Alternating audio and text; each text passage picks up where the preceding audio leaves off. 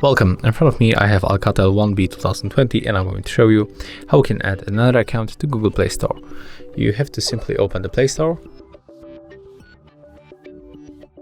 tap on the right upper corner, click on this arrow and click to add another account. Right now click on the email and input your new email. Tap next, and right now input your password.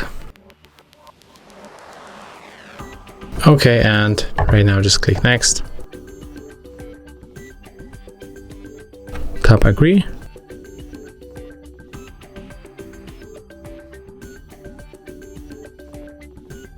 You can save or not save password, so we have to decide. And just be patient a little bit. Right now when you tap on the right upper corner in the Play Store,